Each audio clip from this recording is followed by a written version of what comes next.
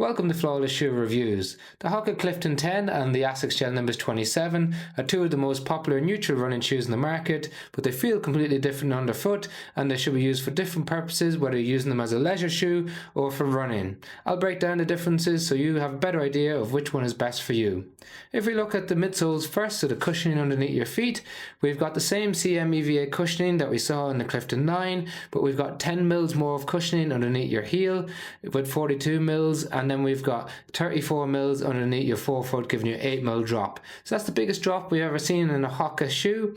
Also, it's maintained the CMEVA cushioning, but it feels a little bit different underfoot, and I'll touch on that in a moment. But then in the Nimbus 27, we've got a slightly bigger stack with 43.5 millimeters in the rear foot, 35.5 in the forefoot, giving you a similar 8 mil drop that we see in the Hoka. We've got the FF Blast cushioning in the Nimbus 27, but that is completely redesigned and revamped compared to the 26, and it feels different underfoot when it's combined with the more aggressive geometry of the shoe. It means that it's suited for different types of runs than what we saw on the 26.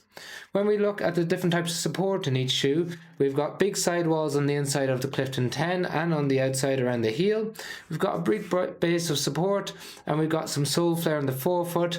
All of these factors contribute to increased stability in the shoe. Because of the softness of the shoe, it makes it more of a classic neutral rather than in the Clifton 9 it was more of a stable neutral. So you'll sink into the shoe a little bit more. It's still relatively responsive, but it doesn't turn over as quick as the previous model. In contrast to that, in the Nimbus 27, it doesn't sink into it as much as we saw in the Nimbus 26, so it's actually a bit springier than the previous model. Therefore, it feels a bit springier than what we get in the Clifton 10. So when we use this for running, for example, yes, both of them are excellent shoes for easy runs, long runs, recovery runs, but there's a bit more up-tempo-ness or faster workouts are suitable for the Nimbus 27. That's got to do with the revamped midsole, but also with the more aggressive geometry. So you can see the sharp metal rocker on the front of the shoe, which has the propulsion phase of the gait cycle. It's more aggressive combined with the heel bevel than what we see in the Clifton 10, which is a bit more focused on comfort than it is on more race pace workouts. As we move up on top of the shoe, we've had a different type of upper fit on both of them. So the Clifton 10 now has a wider fit than it did in the previous Clifton 9. So if you've known Hoka shoes for having a narrow fit, they've counteracted this in the Clifton 10. Not as wide as what we see in the Bondi 9, but definitely better than what we saw before. Slightly narrower and a bit more tapered in the Nimbus 27. However, it does come in a wide and an extra wide for those of you with a broader foot. And we've got a slightly lower volume on top of the Nimbus 27 compared to the Clifton 10.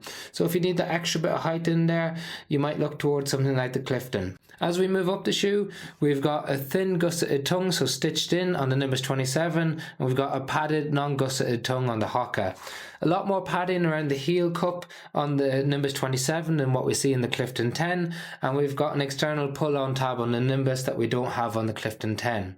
We've got a stiff heel counter on both shoes, and not as stiff on the Clifton 10, but relatively stiff if you have heel bursitis or insertion Achilles tendonitis. You might not enjoy that compression element on the shoe. So overall, we've got two excellent shoes. Both of them can be used for walking and for standing all day. I'd say both of them are a classic neutral shoe. And if you're using them for running, both of them are excellent in terms of being workhorses for all different types of runs. But if you're looking for a max cushion shoe that can do some faster workouts, some strides and some up-tempo, then we look towards the Nimbus 27. If you've got any questions on it, please drop them in the comment section below. We've got links to Amazon if you want to check out the latest price in the description. Otherwise, if you like, share and subscribe to the channel, it does make a massive difference to us. Thank you very much for watching.